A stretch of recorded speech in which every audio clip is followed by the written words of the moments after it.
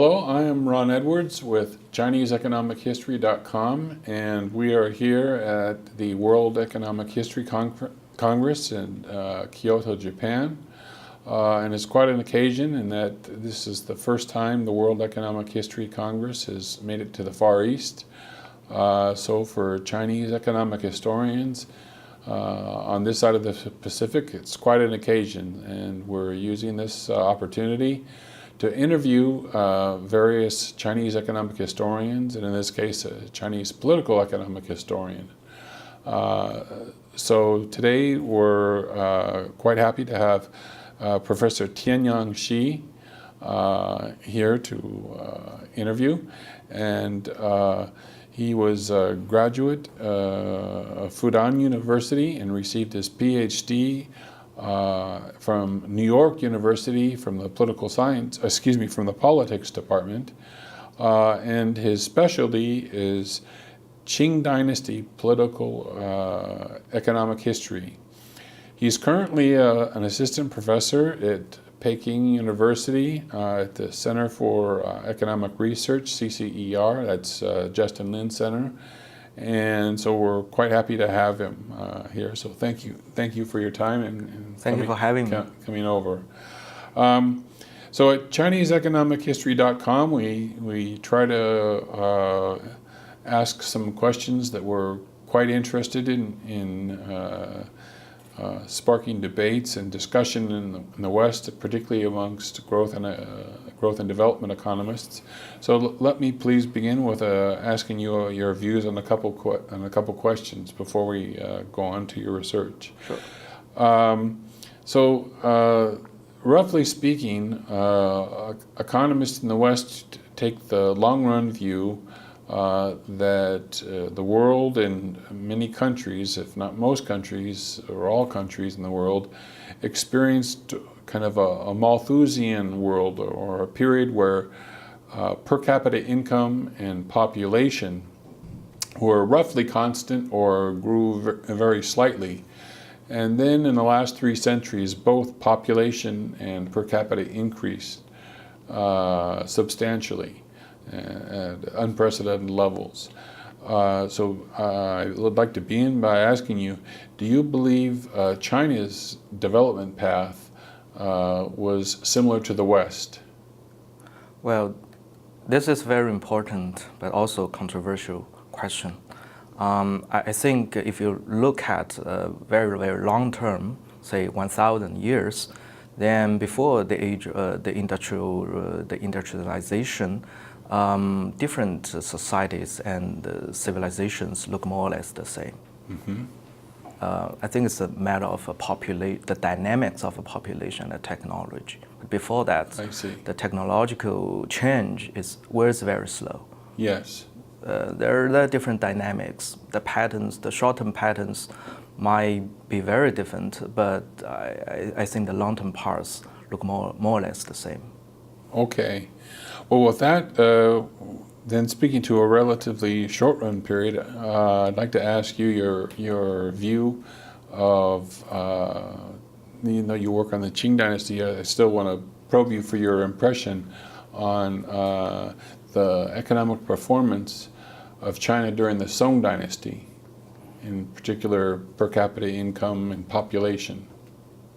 Well, that's also a very debated a question. So I think if you read historical books, or we sometimes we have seen the art pieces like the Qingming Shanghe Tu, for example. Yes.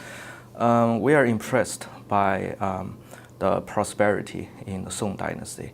I think if you read historical books, then from time to time you can find anecdotal evidence about the development in the Song Dynasty. Mm-hmm.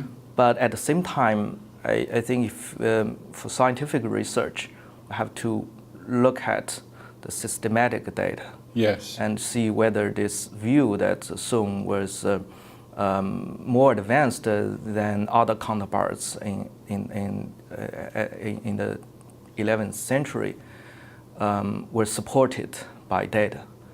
As far as I know, the empirical evidence was rare. So if you look at, say, people's longevity and height and living standards, I think they're basically the same to the European counterparts. So lots of regional variations, I would say. I see. And you said at least the quantitative evidence is lacking relative to subsequent periods and these sorts of things, but nonetheless, from what exists, you see them as roughly similar to European economic experience. This is what I have read. That's fair enough. Okay, so we've covered the two issues that we like to ask our interviewees, and we'd like to move on directly to your own research and things that you're interested in doing.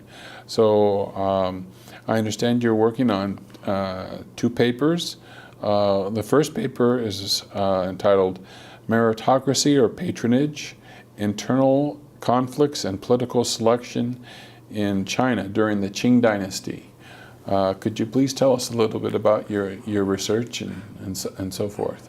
Sure. I'm very interested in the political economy on institutions. But by institutions, I mainly focus on bureaucracy. I think bureaucracy is very important for understanding the political foundations of a country, particularly for the authoritarian countries. But the economists have so far paid relatively less attention to the study of bureaucracy. So in this paper, I basically look at the transformation of top state bureaucracy in the Qing Dynasty. Because in the recent literature on bureaucracy, people, from different theoretical perspective view, look at and argue about whether there's a quote-unquote competence versus loyalty trade-off in the function of bureaucracy and political selections in different political regimes.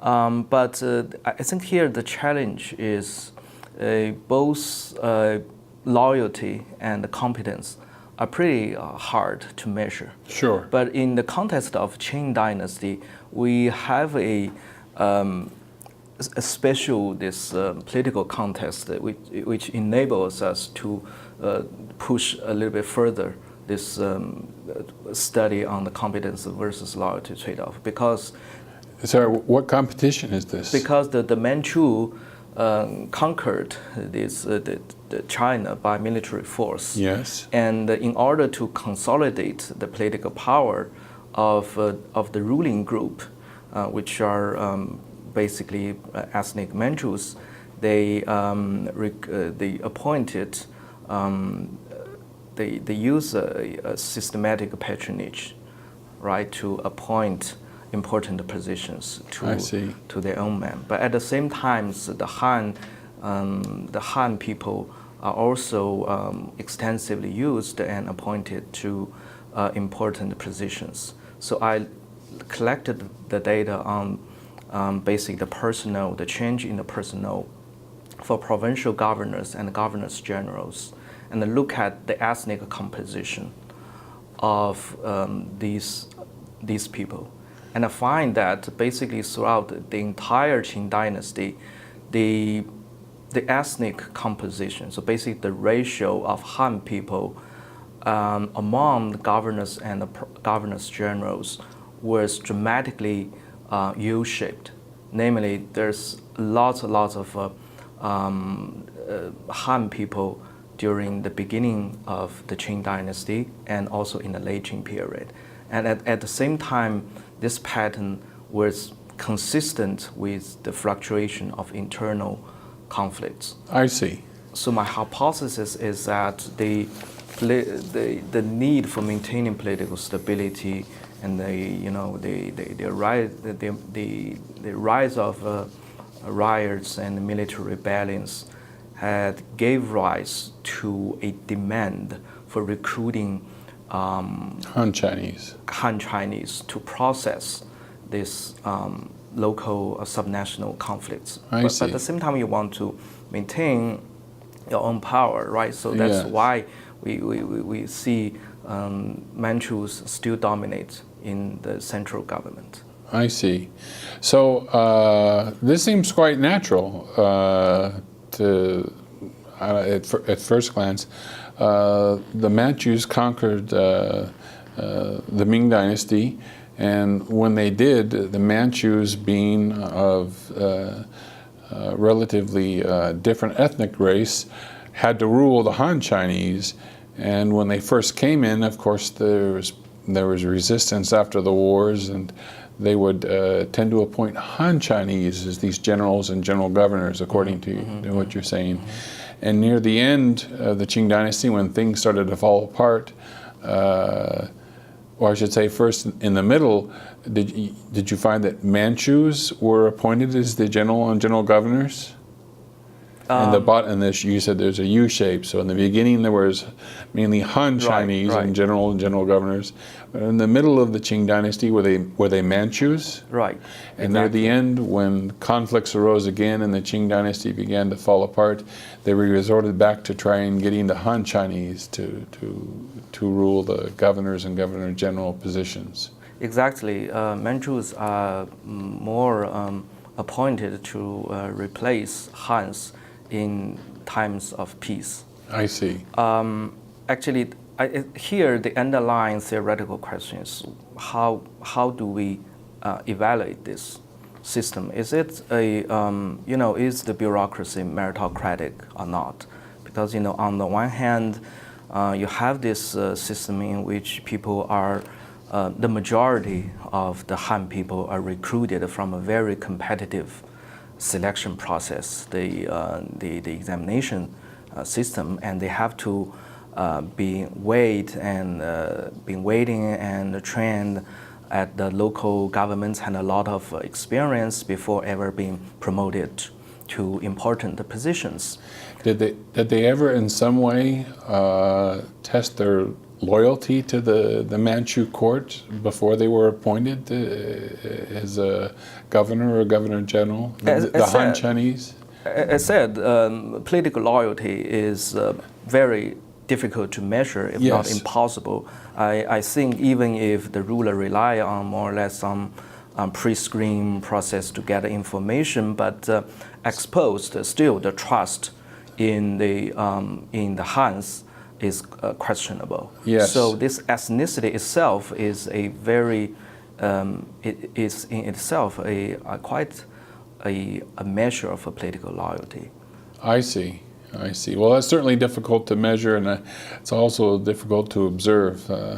Presidents of the United States have appointed Supreme Court justices based on their past record and seen them go to the Supreme Court and then completely do something different. So you can never tell what they're going to do, but you can take a guess.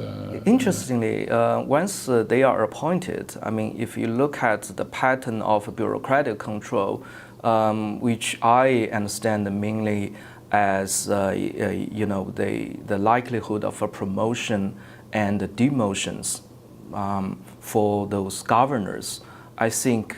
So the answer is that the patterns are almost the same for the Manchus and the Hans.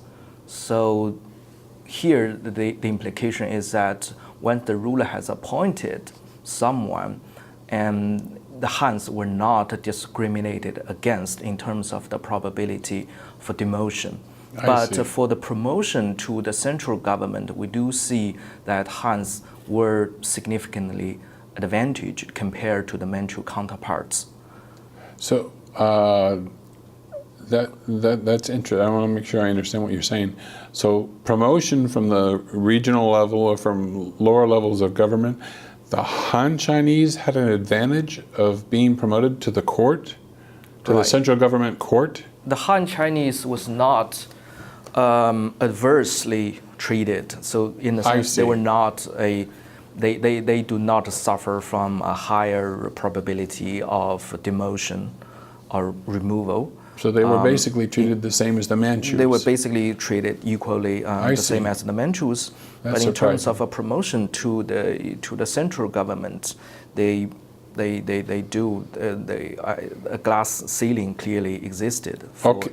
for the Han Chinese. Okay, that's what I was asking. I'm sorry I wasn't clear. So for a Han Chinese to go from a provincial governor or a provincial general to be promoted into the Manchu central government court, they would tend to run to a glass ceiling. Right. And the Manchus would keep hold of the central group of people within the central government. Right. But in the regional government, at least during the periods where the Han Chinese were appointed, they were treated equally as the Manchus. Is that Right. kind of correct? So people have debated a lot about whether the system is meritocratic or not in terms of to the extent that the people's promotion and demotion were evaluated based on their performance.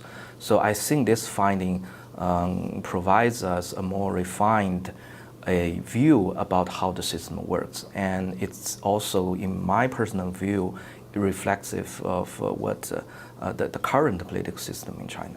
I see. That's quite interesting, and especially if you do future work and thinking about how officials are appointed, especially with Xi Jinping. He's been gaining quite a bit of control of the Communist Party within China.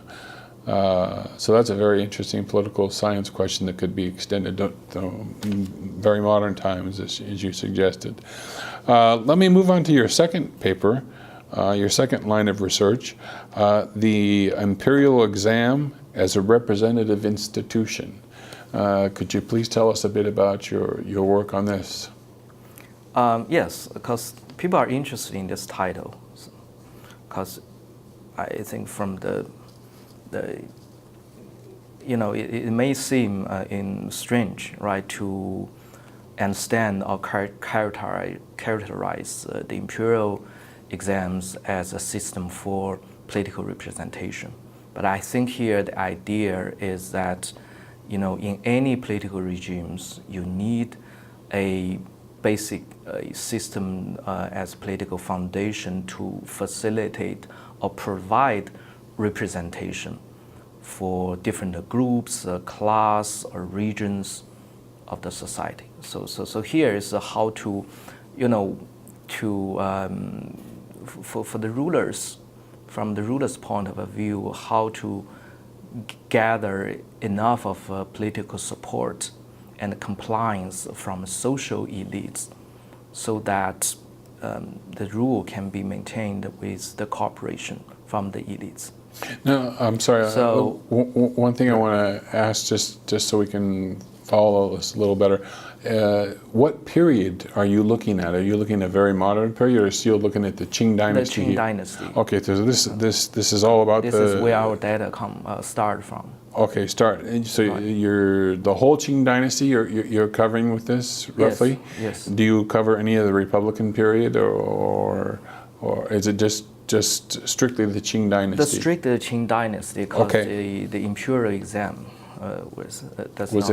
it did not exist in the post Qing dynasty. Okay.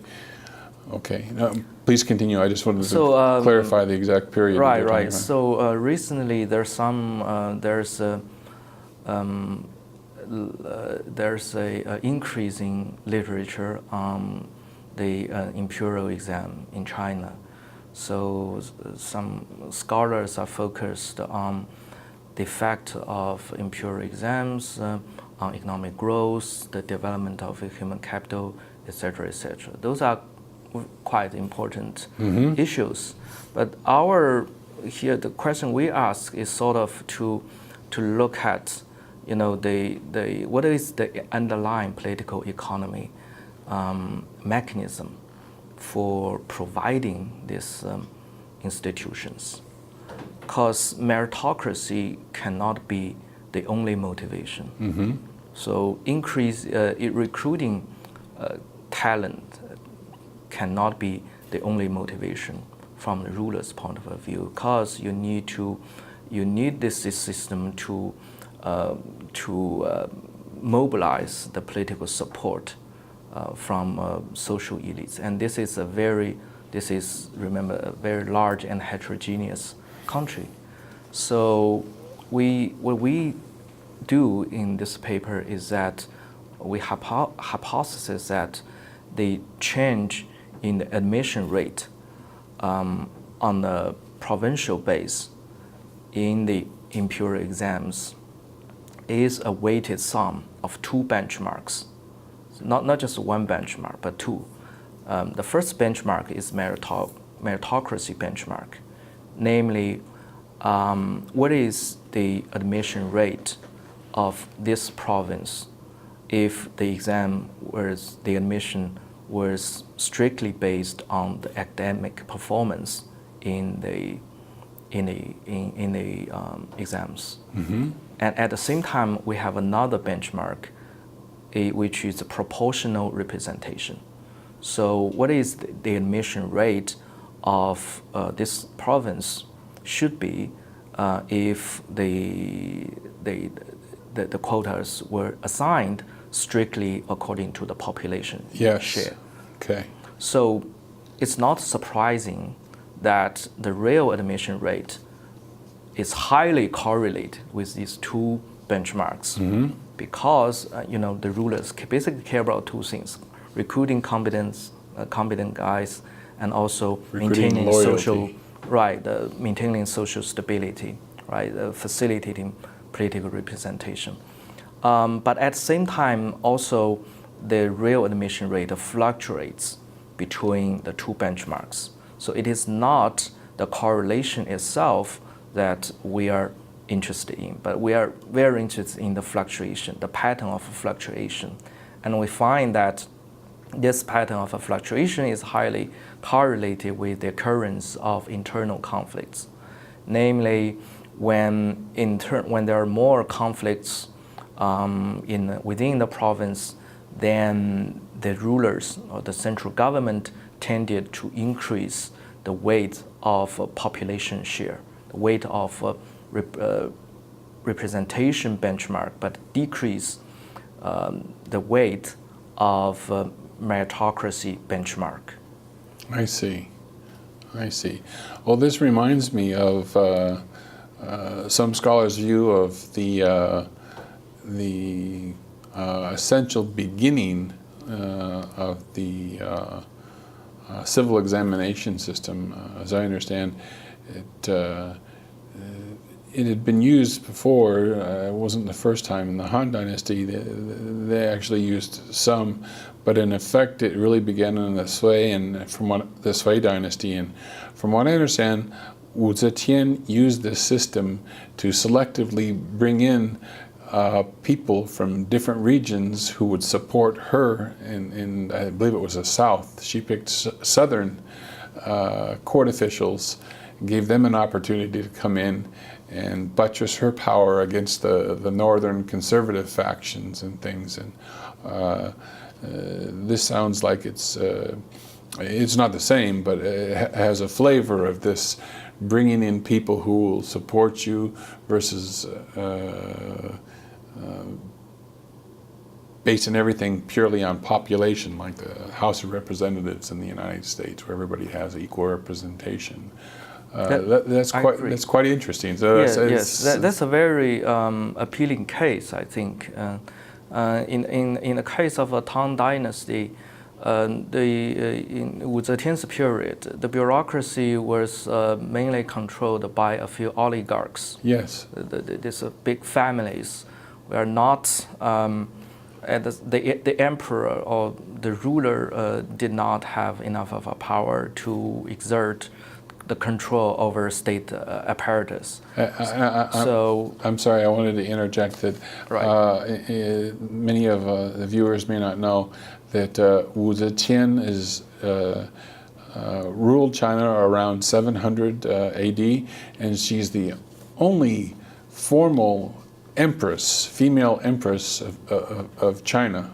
And some people argue that printing and introducing the civil exam system on a wider scale to bring in officials from other regions to challenge these oligarchs and support her was kind of at least an interesting beginning of the civil exam system, which really didn't establish itself until the Song.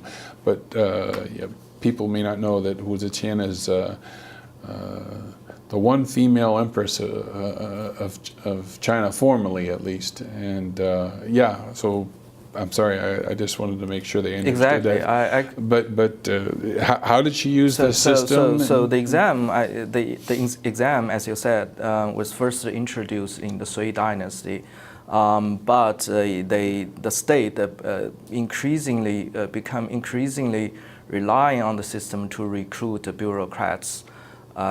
Start from the age of Wu Zetian. I think actually if you look at the background of prime ministers in Tang Dynasty, right? In the the people, the ratio of prime ministers accessing the bureaucracy via the exam started increasing substantially only after the Mid-Tang Dynasty. So I think the historical turning point was on the reign of Empress Wu Zetian, and she definitely took a strategic move. Yes. To using this meritocratic system to recruit more people who would support her. Support her. Yeah. Right, in support of her. That's interesting. So we see it work in China for thousands of years.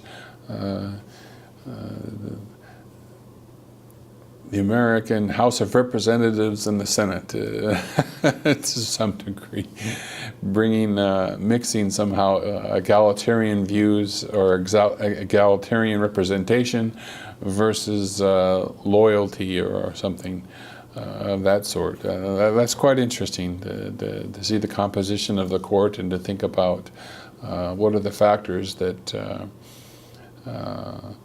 were considered in bringing them into the court. That sounds like very interesting research, and especially in the Qing Dynasty, where it was fully developed and probably reached its peak in terms of its development at that point.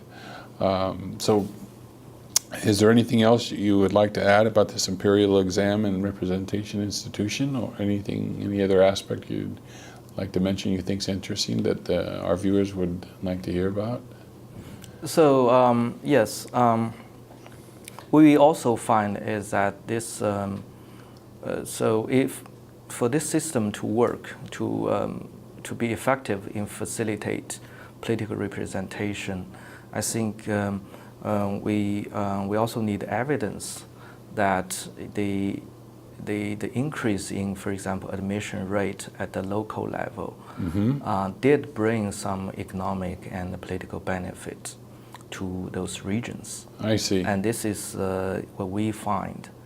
Actually, there's so you see that there's a long-term impacts of having more people admitted to the bureaucratic system.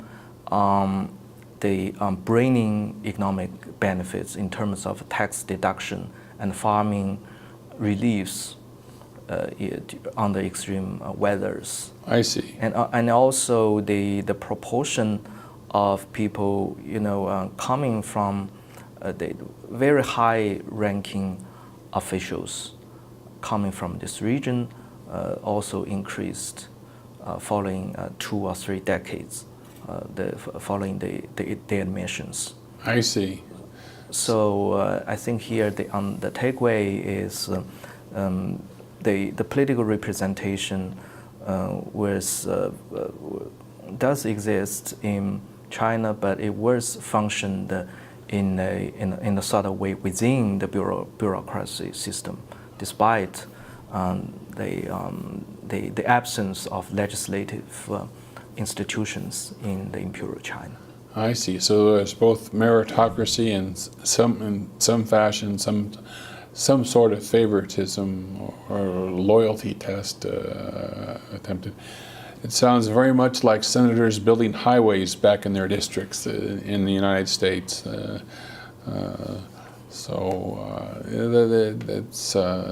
That's quite interesting. Yeah, so I look forward to your papers coming out, and we'd like not to take too much of your time today, and like to thank you very much for coming over for an interview, and we hope you enjoy your rest of your time at the conference here today. Thank you. Thank you very much for It's a pleasure having us. talking with you. Okay, thank you. Thank you.